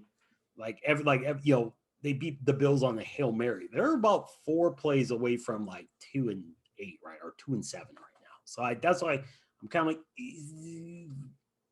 yeah. Plus it's Arizona. If you ask Arizona sports fans, they know the other shoe's going to drop at some point. It always does here. That's like kind of running joke with Arizona sports fans is that the other shoe, like you'll have that team that looks amazing. They're going to make it. And something always, Phoenix Suns, something's always, every time they're making a run, someone gets hurt. Something happens. The Cardinals the same way. I mean, their hockey team just Kylie's kind of suck regardless. D-backs, I mean, they had that one championship like 20 something years ago. Like, that's it. Like, there's something bad always. Something derails them every time. So I think there's that trepidation too. It's just like, well, history says that the Cardinals something will happen at some point, just because that's just the way it works here. It's just the way they are. It really is. Arizona sports, like I'm telling you, living out here, like you just ask, and they just know they're just kind of like snake bitten. That's like always the feeling. Like, man, something's gonna happen. Something's gonna happen. Something always happens. Like, look at the Kurt Warner, Cardinals, and then the Carson Palmer Cardinals. Like, there's always something that just kind of Man, happened. Like someone got hurt, or they played against, or that Super Bowl is the one that hurts, right? Oh yeah, out here. Oh my God, I was out here for that. Oh my God, that was. Oh my God. I'll never forget that next day at work. Oh my God, like someone died. It was that and I lived in Sacramento when the Wait, did Kings someone were. really die? I Yeah, mean, I don't it want to felt like, laugh, but yeah, that it felt sounds crazy. yeah. I went when I lived in Sacramento when the Kings were really big, when it was Vladi and Weber, like they were really in their heyday. And I lived there when they lost that game 6 against the Lakers, and Big Shot Rob hit the 3-pointer in LA to take it to a game 7, and that would have won the series for the Kings. I remember we went to an Elephant Bar, me and my girlfriend at the time, afterwards to go eat, and it was dead silent. Like dead silent. Like, you go to a restaurant, it was packed. You Yeah. just go to a restaurant, there's like the din, like there's people talking, there's, you can just, it's just everything. Socializing. Yeah, dude. Like just silent. Like I've never seen a restaurant like that. Like you just all you can hear is the kitchen staff in the back cooking. Like just everybody was just so heartbroken Right. Just drained and heartbroken. on that game. Like just like someone died. Like yeah, like literally like somebody died. Like someone, like I can't even think of who, like, just like somebody beloved had died. Like that's how it was. Like it was just kind of crazy. So it was kind of same thing when that Super Bowl happened. Oh my god, that next day, man, like everybody came into my store, just head down, and just like it's kind of crazy. It's Yeah. just like, which I imagine, it was for like, That's yeah, that's how I felt after this past Super Bowl. I was yeah, just I wanted to call off work. I just didn't want to deal with nobody. yeah, I didn't want to make a video. I think I still did, but it yeah, was it was it's been yeah, it was the most difficult thing I could do at the time yeah, was to talk about that game. And yep, yeah. It's that's just what makes it yeah, so sweet though when you get there. yeah. I mean, it would. I mean, but going back to, like, I can see the Cardinals definitely making the run. I just that defense. But I mean, who? I mean, the dark horse team has got to be not dark horse, but like maybe the Rams is like, dude, they were there 2 years ago. They The have a defense, really good, really not great defense, but they have a really solid yeah, defense. they got Ramsey, they got Aaron Donalds, like they got players. They're Relatively not. healthy, Yeah, I was about to say they don't really have the big injuries. except Golf left is, tackle. I think they just lost yeah, their left tackle, Whitworth. right? Yeah. Eight. They said 8 weeks, so basically the regular season. Golf, can be okay. Like I don't trust him at all, but like he can be okay. Like that's the one team I think like that kind of has that balance where it's like, okay, they have a decent defense, they have playmakers, and their offense has some playmakers. Like they've been there before. Like that's maybe the team that you know like a step below the favorites. I could see outside like the Bucks, the Packers, the usual kind of suspects. I mean, Yeah. I don't know. It's just gonna be a weird year. This March, these last like 8 games or so, or 6 games, is gonna be so interesting. Who makes a run, who gets into the playoffs, and then without fans, basically, for all intents and purposes, like how does that affect the playoffs? How many road teams win? It's just. I mean, honestly, the team that probably wins it all is probably the Chiefs. Honestly, like if you're looking at a team Chiefs, like the wins, like Steelers. Yeah. yeah, it's like yeah, Probably someone from the AFC. yeah, it's like I don't. It's like as long as the Chiefs stay relatively healthy, it's like yeah, it's probably the Chiefs. They probably just they get to run it back. They're relatively healthy, kind of like how I know I thought, and probably you did too. I thought the Niners had an advantage this season over a lot of teams because they pretty much ran it back. Not I didn't think most of the team would get hurt, but I was like, okay, in the season where you didn't have preseason and the workouts and all that, the teams that are running it back have the biggest advantage because they're kind of keeping it the same, and the Chiefs have done that. And like so, I'd say Chiefs, yeah, maybe the Steelers, but probably the Chiefs. Honestly, I mean, it's probably the team that ends up winning it again, Yeah. just because you Just know. because it's gonna be nice though. If the Niners aren't making the playoffs, I mean they still have a shot. They're getting some Yeah, players healthy after the bye. they can make a Um, run. they They're, can they're they still can there. make a run. Yeah, they're still there. I mean, what are they, 4-6 right now? 4-6. Um, You go you five know, and one. That's 9-7. That that's nine gets and you. I seven. think that gets you in the playoffs. I think 9-7 gets you in the playoffs. And if everybody's healthy, that can be healthy. Like you get most certain Debo back offensively, I think that'll change a lot. That'll change so much for the offense, which helps the defense, right? If your offense can maintain drives, and something I heard somebody else say about last season that helped the defense so much, and field position and special teams, was that the offense rarely went 3-and-out. Like rarely, they would get 2 or 3 first downs every drive. So your defense always was fresh, well rested. You flipped field position a lot, so it kind of worked in concert. Defense had that, okay, hey, we're on a longer field. We've been able to sit for the last 5-6 minutes, get rested up. Your playmakers, your Bosas are ready to go. Makes a huge, huge difference. So if the offense is putting up points, maybe you give a little more effort out of people like Armstead, when you can let them rest a little bit more. I don't know, Yeah, but they have a legitimate chance to win which is against the crazy that we're Rams coming seeing out the that. bye. Like, yeah, like it's crazy to say that. Like they're 4-6, and you can still say like, hey, that's a legitimate thing. They get a little bit healthy. Debo, if you say Debo Moser back the rest of the season, healthy, yeah, I definitely think they have a chance. If one of them gets hurt again, though, I'm gonna kind of call that the day then. Because Yeah, Debo, especially Debo, he seems to really stir that drink. Like it's just such a different offense when he is and isn't in there. it's super. Yeah, like super bummer when he went down, especially when he had no running backs at that point. Yeah. Like McKinnon has been right in this way for a while, and he just looks tired.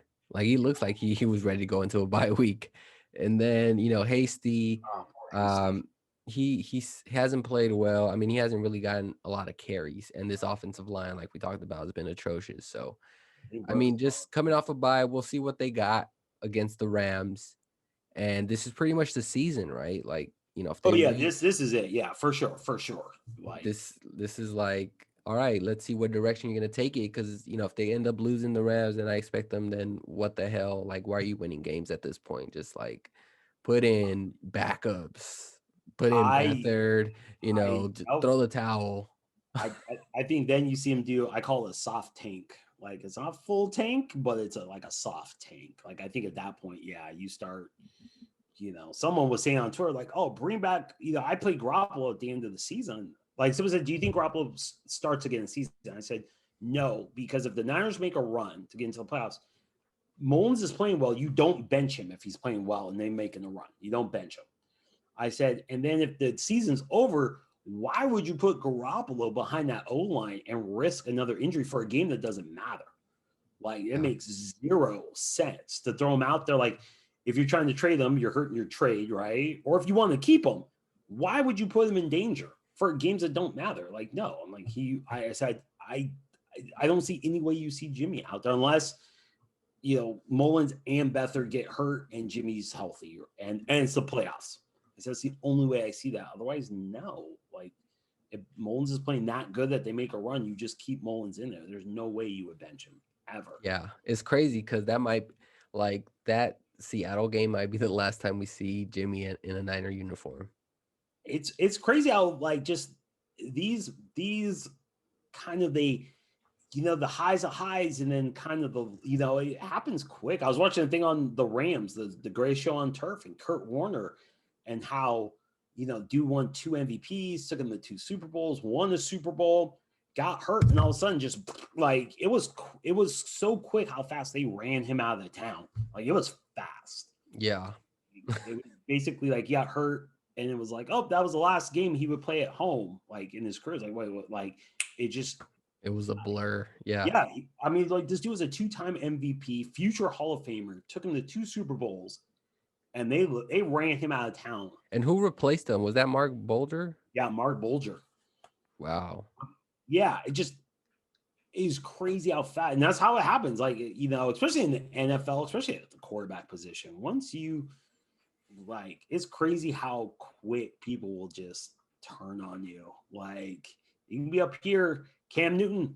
Look at Cam, 3 years ago. I mean, like what 3-4 seasons ago, he's playing the Super Bowl. He was the NFL MVP, and now he's on Hasn't a gone one, back since. yeah, a 1 year Yeah. deal with the Patriots. Like, wait, what? Like, that's just how quick it just It's just like the talent.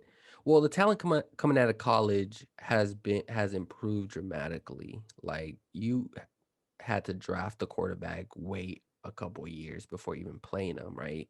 Yeah. Now it's just like, oh, this guy's ready to go. Like, first year, all right, second year even better. But, guys like Burrow, they're getting the start. Justin Herbert had to wait a couple of weeks, but he ended up getting his start by default. And then it turned out to be great. So I feel like a lot of teams are looking at that like, wow, that's the product that's coming out of college now. Like, hell yeah, I'm all in. And, it leaves anyone who's a free agent kind of suffer, which is why it's important to extend the people that, you want on your team or just, as a player, you want to get extended because when you hit that free agent market, it could either be a good thing or it could just be the worst move possible. Yeah. Well, that's what the rookie wage scale kind of brought in. Because, like you said, with quarterbacks, if you drafted someone high, right, number one, number two, really, really high, you sign them to a regular deal, like they've been playing forever, So it's like a Yeah. 7 year, 100, like they had not played a snap. So in that situation, like, well, we have you for 7 years. We're going to let you sit for a year and learn the system and all that. And then we'll just kind of bring you along slowly. We have you for like 7 years. Who cares? Now it's like, no, we're going to start you now because we have you for 4 to 5 years. If we extend you the extra fifth year and you're cheap. So we might as well get the labor out of you now because you cost us basically nothing at a premium position. Like, so we might Right. as well see what you got. Because if you suck, we want to know as soon as humanly possible, right? As before, you were locked in. If you like Matt Ryan got that, I think he's the last guy to get the fat deal, him or Stafford, one of the two. And you were locked in. You had him for 7 years, and you were locked into this huge contract. So I was like, well, whatever, we're locked in regard. Now, because the rookie wage scale is what it is, look, we want to know as soon as possible. Are you the guy? If you're not, then we can get rid of you. Jets are probably going to get rid of Sam Darnold. What, three Like years? Josh Rosen, remember? Yeah, Josh Rosen. But they're so cheap now, comparatively. It's like, you're not the guy. Fine, bye. Get rid of him. Draft the next guy. Screw it. Right. Next guy. And that's so I think that's why you see so many teams when they get these quarterbacks are like, screw it, start them. Let's see what we got. And if they're not the guy, then we'll just go get the next guy. They're cheap. We can cut them. We can trade them. Who cares? Sam Darnold's about to be gone 3 years into, like he was supposed to be the franchise guy. He's about to be gone. Daniel Jones might also be gone here shortly. Like Yeah. guys that were supposed to be franchise guys, first round picks. Daniel Jones is what, the number 6 pick overall? And Josh Rosen, like you said, Josh Rosen was what, number 10 overall. He's on the practice squad with Tampa. I think he's on Tampa's practice squad now. Yeah. I Like, mean, how did that's you? kind of the norm though, Yeah, right? because That's they're cheap. that's kind of the rule. That's why Mahomes is the exception and not the rule. Yeah. Russell Wilson, like you want those guys obviously, but they don't come by every year. Oh my God, no. I mean, Holmes was lucky. Like he sat pretty much his whole rookie year until like I think his first start was like the last game of the season. Like so, he I think got that. They actually brought him along probably smartly, if you will, because they had Alex Smith. So I was like, cool, like we got Alex Smith. Like we can bring you along slowly. We don't have to throw you out there. Like they played the long game, which obviously, you know, Paid off big time. yeah, worked insanely well for them. Or I think a lot of teams now with GMs and coaches, and I think kind of the quick turnaround, right? Like if you don't start producing a playoff team in the first 2 years, like you got to go. I think it's so the pressure on the coaches and the GMs is, hey, you got this rookie, throw him out there now, now, now. And because if you don't, we'll fire you and get someone who will. Like I think it's God, Anthony Lynn, even after Herbert came out and was balling the first 2 or 3 games, he was still like, nah, Tyrod Taylor's our starter. Everybody's like, what are you talking about, bro? Yeah. Are you not watching the same thing I am? What are you Yeah. talking? And he finally relented because I'm sure his GM's like, well, let me tell you this right now. You put Tyrod Taylor back in and he loses some games, I guarantee you're going to get fired. Like you're going to be gone. Like be smart right now. Be smart.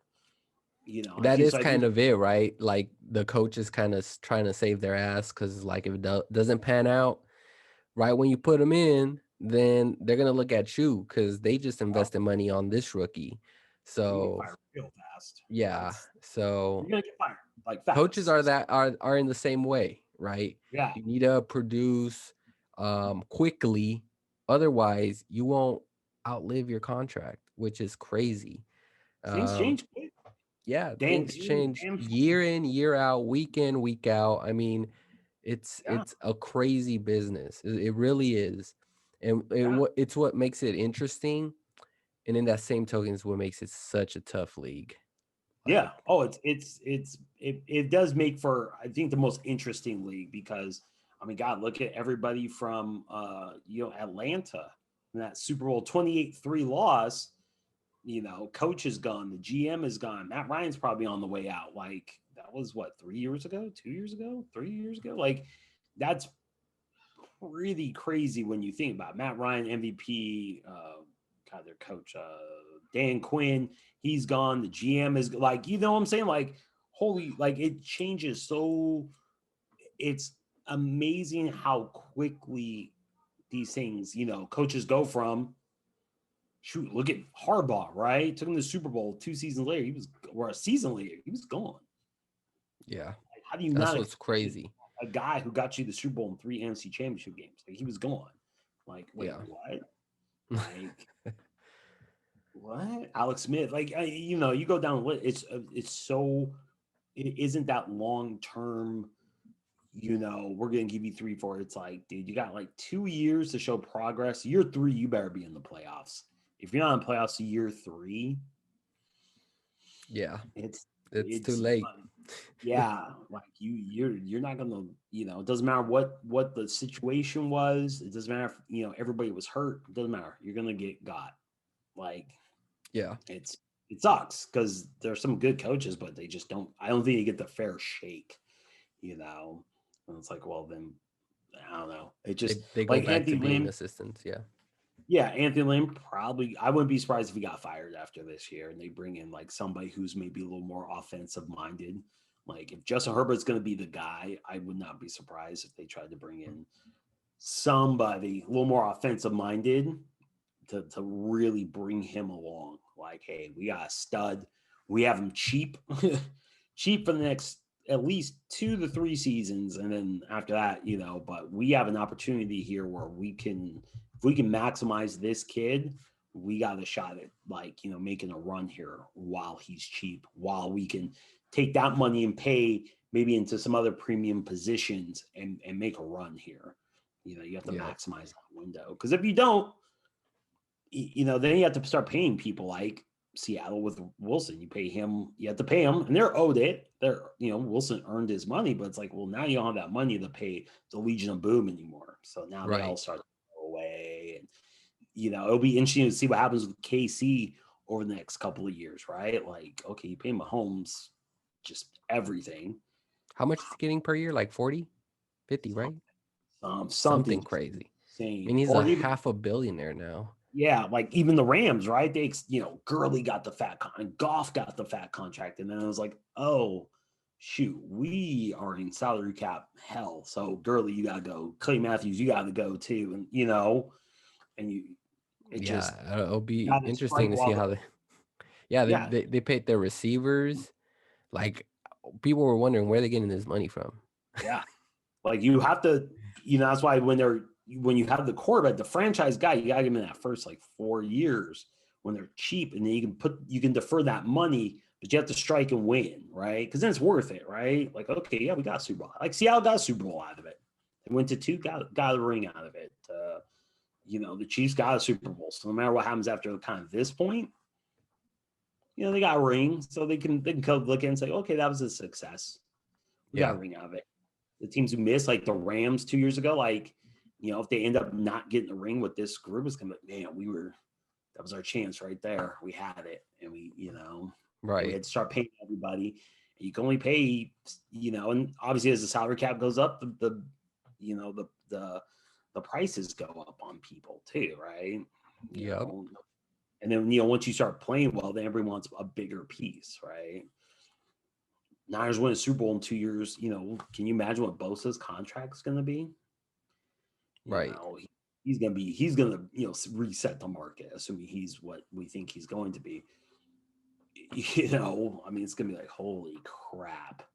Yeah. That's gonna be that's a headache Yeah, for another year. yeah. I mean, just that's how it does. It just goes. The more cap goes up, the more people want to get paid, and it's the good and bad. When you have really good players, they want to get paid, but you can only pay like this isn't baseball where you can just build a super team, Right. or even the NFL before kind of the salary cap kind of came into play, where you could just kind of throw money at whoever. Yeah. You know, so it's different time now. Right. Well, all right, man. Well, we've been at it for an hour and a half. Seems like 2 hours. All right, man. Damn near. Damn. Appreciate you joining me like always, man. Yeah, thanks for me on. As always, it's got bye Yeah. week this week. I don't even know what I'm gonna do with myself. I know, right? I don't know what I'm How gonna do weird. either. Have a free Sunday off. Sunday. Um, we'll keep in touch. But yeah, thanks for watching. Yeah. See you later, man. All right, take it easy, brother.